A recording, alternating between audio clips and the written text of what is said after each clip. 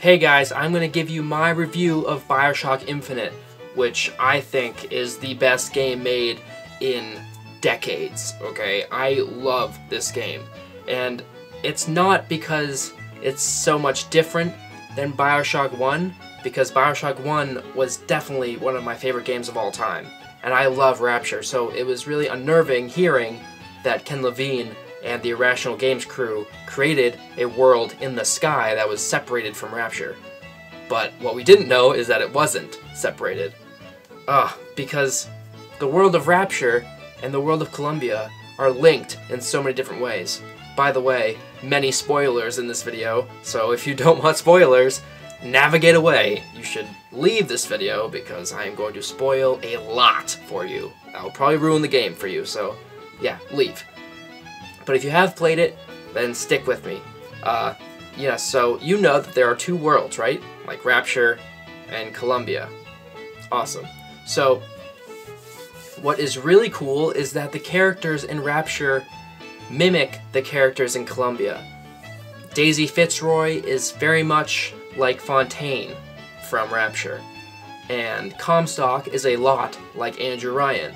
They both have ideals that are pretty radical, you know, and they both have a following of a lot of people that are also radical, that see this person as someone that they should follow. They have big monuments built after them.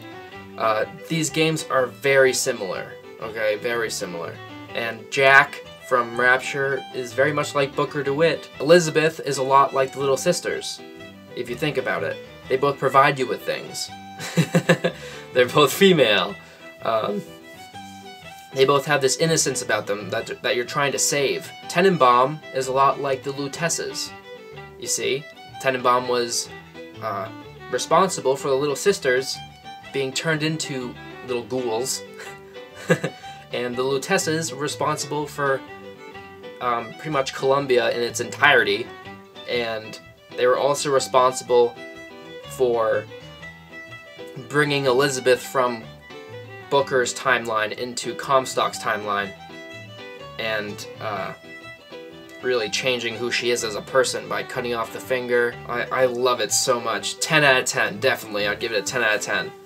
It's so awesome. The moment when you find out that you're Comstock at the end, gave me chills. And when you entered Rapture, most nostalgic moment I have ever been through in any game. I was just like, what? Are you serious? No way. No way. And we walked through Rapture and they did the whole doorways bit where there's millions of different possibilities, and no matter which one you go through, you're always going to end up in the same place. That's why Elizabeth, your daughter, said, oh, well, we've already been here. Don't you see? We've been here before, and we're going to go somewhere that we've already been. And kind of like the lives, lived, will live, dies, died, will die by the Lutesses, who are dead, but by being killed by their machine being sabotaged, they were able to live in any time, any reality, but also no realities at the same time. So they exist, but in a way that they don't exist. So they are where they want to be, but they're also never anywhere. It's so crazy to think about, but it's so cool at the same time. And also there's the obvious, you know, the Vigors are very much like plasmids, but I also heard that the Lutesses visited the people in Rapture and introduced Vigors to them, or they went to Rapture through their machine and found out about, you know, Fontaine Futuristics and plasmids, and they introduced it to Fink. There's a lot of speculation about that. I'm not sure if that's true or not, but that's very interesting to think about. I love the game so much. It is so awesome in so many ways. Elizabeth, at the end, when the siphon is destroyed and she's able to use her powers to her full capacity, and she finds out everything, she realizes that you are Comstock, and slowly lets you in on the truth by bringing you through the beginning of the game and then bring you back to the baptism where it all began, and everything just unravels, and you're thinking to yourself at 1,000,000 miles an hour, what the fuck is going on? What is going on? I didn't really understand it at first, but you know, it makes you want to understand it, so you start looking things up, and you play through it again, and then you see things you didn't see before. It's so cool. And then the whole flip a coin thing, how it always was heads, and no matter what you did, it always came out the same. You could say tails or heads, but it was always heads, no matter what. And no matter what necklace you picked out for Elizabeth, the same outcome always happened. So cool. I love the idea of it. I love the way that they put it together.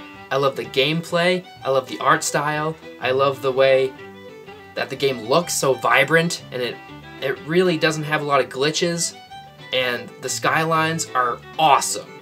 Okay, they're awesome. And then that little bit with you and Rapture at the end just wrapped it all up for me. I was just like, oh, best game ever. Best game ever. I wonder what they're going to do with the DLC. We'll see. I really hope they're going to do something really spicy and cool for the DLC. Maybe something more about the Lutesses, because they are a key component to the story, and they could use some more fleshing out, I think. But besides that, I don't know what else to say. Such a cool game, such a cool story. And I'm currently have Mind and Revolt on my Kindle, and I'm going to read that. It's some interviews with the scientists, with Daisy Fitzroy, on that whole thing with the Vox Populi and how they have a different language, and you can decipher it with Elizabeth by finding code books and entering different areas.